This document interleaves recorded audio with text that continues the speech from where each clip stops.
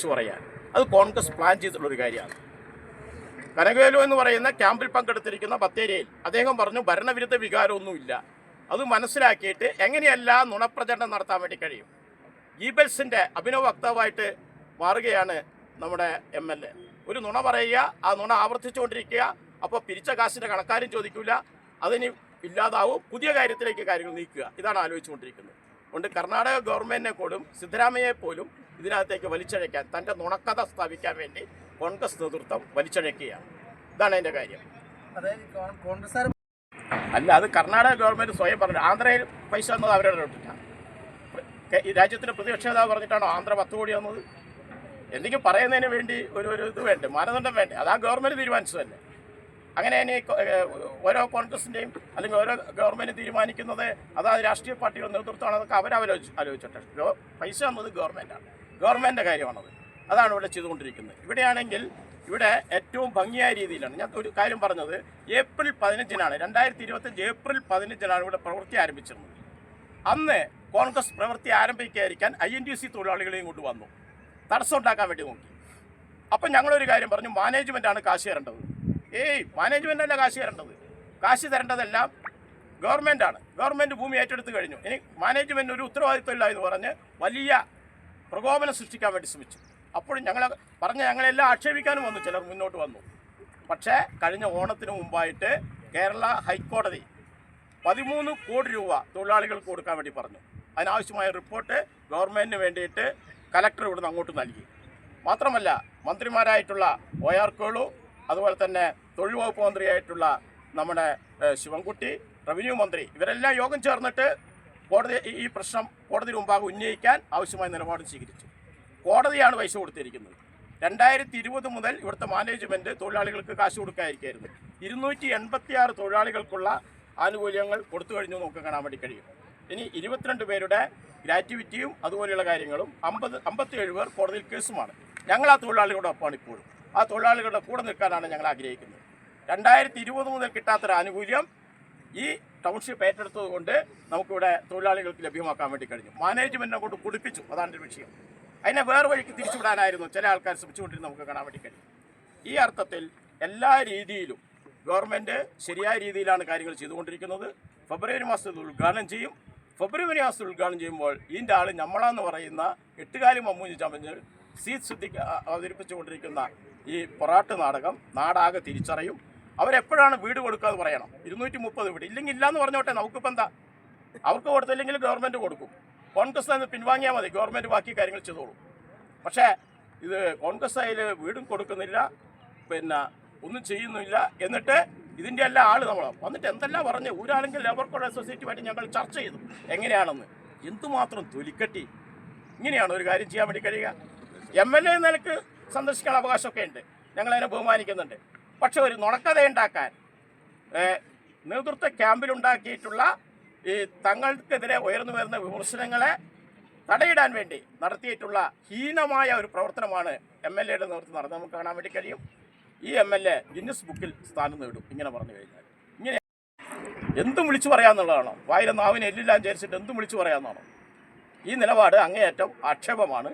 ഇതുമായി ബന്ധപ്പെട്ട് കണ്ട കാര്യങ്ങൾ പറഞ്ഞത്. ഇവിടെ 410 വീട് നിർമ്മിക്കുന്നുണ്ട്. 410 വീടാണ് നിർമ്മിച്ചുകൊണ്ടിരിക്കുന്നത്. വെറും ഒരു വീടുണ്ടാക്കലല്ല ഗവൺമെൻറ് ഉദ്ദേശിക്കുന്നത്. ആ 410 വീടിനോടൊപ്പം ഇവിടെ ഒരു സ്മാരക മന്ദിരമുണ്ട്, അംഗൻവാടിയുണ്ട്, കമ്മ്യൂണിറ്റി സെൻ്ററുണ്ട്, പുനരധിവാസ കേന്ദ്രങ്ങളുണ്ട്, ഓപ്പൺ എയർ തിയേറ്ററുണ്ട്, ഹെൽത്ത് സെൻ്ററുണ്ട്, ലാബുണ്ട്, മെറ്റീരിയൽ കളക്ഷൻ സംവിധാനങ്ങളുണ്ട്, മാർക്കറ്റുണ്ട്, ഫുട്ബോൾ ഗ്രൗണ്ടുണ്ട്, പബ്ലിക് ടോയ്ലറ്റുണ്ട്, പിന്നെ വാട്ടർ റിസർവയർ ഉണ്ട്, റോഡുകളുണ്ട്, ഇങ്ങനെ ഇൻ്റർലോക്ക് പേയ്മെൻ്റ് ഉണ്ട്. ഇങ്ങനെ എല്ലാ കാര്യങ്ങളും ഒരുക്കിയിട്ടുള്ള ലോകത്തിന് മാതൃകയായിട്ടുള്ള മൈക്രോ പ്ലാൻ പദ്ധതി വഴി ഇവിടെ താമസിക്കുന്നവർക്കെല്ലാം തൊഴിലുമുണ്ട്. ഇതാണ് ഗവൺമെൻറ് ചെയ്തുകൊണ്ടിരിക്കുന്നത്. ലോകത്ത് എവിടെയാണ് എങ്ങനെ ചെയ്തിരിക്കുന്നത്? ഇന്ത്യയിൽ എവിടെയാണ് ചെയ്തിരിക്കുന്നത്? പറയട്ടെ. ഗവൺമെൻറ് എല്ലാ കാര്യങ്ങളും ചെയ്തുകൊണ്ടിരിക്കുകയാണ്. ആ ഗവൺമെൻറ് കൂട്ടത്തിൽ സ്ഥലം MLA നിലക്ക് ഗവൺമെൻറ് ഭാഗമായിട്ട് ഇവിടെ വരാനുള്ള അവകാശവും ഉത്തരവാദിത്വമൊക്കെ അദ്ദേഹത്തിനുണ്ട്. അതുകൊണ്ട് വന്നതിനല്ല ഞങ്ങൾ പറയുന്നത്, വരാനുള്ള അവകാശം അദ്ദേഹത്തിനുണ്ട്. പക്ഷെ അദ്ദേഹം നിരുത്തരവാദപരമായിട്ടാണ് പെരുമാറിയത്. വന്നത് നുണ പറയാനാണ്. ഞാൻ നേരത്തെ പറഞ്ഞല്ലോ, 27-ന് മുഖ്യമന്ത്രിയുടെ കൂടെ ഇവിടെ പങ്കെടുത്തു. അന്ന് സ്ഥലം MP പങ്കെടുത്തിരുന്നു. പ്രിയങ്ക ഗാന്ധി എത്ര പൈസ കൊടുത്തു? സിദ്ദിഖ് പറയട്ടെ. പ്രിയങ്ക ഗാന്ധി ഇതിനു വേണ്ടി എത്ര പൈസ കൊടുത്തു? രാഹുൽ ഗാന്ധി രാജ്യത്തിൻ്റെ പ്രതിപക്ഷ നേതാവല്ലേ? അദ്ദേഹത്തിനും കൊടുക്കാമല്ലോ സംഭാവന. രാജ്യത്തിൻ്റെ പ്രതിപക്ഷ നേതാവ് നിലക്കും കുറച്ചു കാലം വയനാടിൻ്റെ MP കൂടിയായിരുന്നല്ലോ. അദ്ദേഹം എന്താ പറഞ്ഞിരിക്കുന്നത്? വയനാട്ടിൽ 2 MP മാരുണ്ട്. ഒന്ന് പ്രിയങ്ക ഗാന്ധി, പിന്നെ ഞാനും വയനാടിൻ്റെ MP എന്ന് പറഞ്ഞാൽ കൊടുത്തോ? എന്തെങ്കിലും കാശ് കൊടുക്കണ്ടേ? രാഹുൽ ഗാന്ധിക്ക് ഇഷ്ടമുണ്ടെങ്കിൽ കൊടുത്താൽ മതി. ഞങ്ങളുടെ MP മാരെല്ലാം കൊടുത്തല്ലോ. 1 കോടി രൂപയാണ് ജോൺ ബ്രിട്ടാസ് കൊടുത്തിരിക്കുന്നത്. 1 കോടി രൂപയാണ് സുനീർ കൊടുത്തിരിക്കുന്നത്, സന്തോഷ് കുമാർ കൊടുത്തിരിക്കുന്നത്. അതുപോലെ തന്നെ ശിവദാസൻ കൊടുത്തു, K രാധാകൃഷ്ണൻ കൊടുത്തു, ജോസ് കെ മാണി 1 കോടി കൊടുത്തു. എന്തെങ്കിലും പൈസ രാഹുൽ ഗാന്ധിയെ കുറിച്ച് ഞാൻ പറയുന്നില്ല. അദ്ദേഹം കൊടുത്താൻ വന്നു, അത് വേറെ കാര്യം. രണ്ടാമത് പ്രിയങ്ക ഗാന്ധി കൊടുക്കാൻ ബാധ്യസ്ഥയല്ലേ? നമ്മുടെ MP അല്ലേ? വോട്ട് വാങ്ങിപ്പോയി ഇടയ്ക്കിടയ്ക്ക് കത്തയച്ചാൽ മതിയോ? എല്ലാ മന്ത്രിമാർക്കും അവിടെ രാവിലെ എണീച്ചാൽ ഇന്ന് ഏത് മന്ത്രിക്കാണ് കത്തയക്കേണ്ടത് ചോദിക്കും.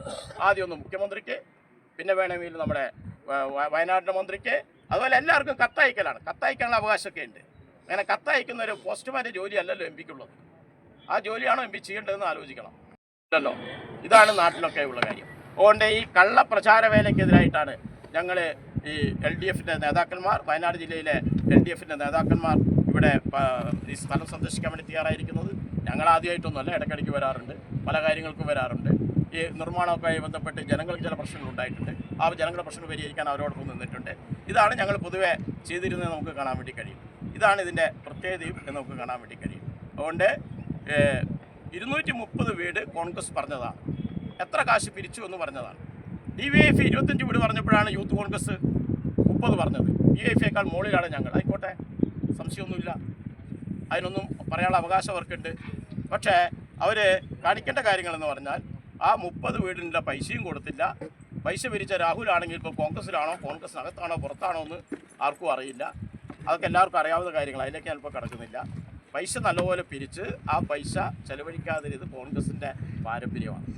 K കരുണാകരൻ്റെ പേരിൽ പൈസ പിരിച്ചിട്ട് ബിൽഡിംഗ് പണിയാത്തവരാണ് കോൺഗ്രസ് നേതാക്കൾ. ലീഡർ എന്നൊക്കെ വിളിച്ച് ബഹുമാനിക്കും, പക്ഷേ അദ്ദേഹത്തിൻ്റെ പേരിൽ പൈസ പിരിച്ചിട്ട് പണം ചെലവഴിച്ചിട്ടില്ല. അതാണ് കോൺഗ്രസ്.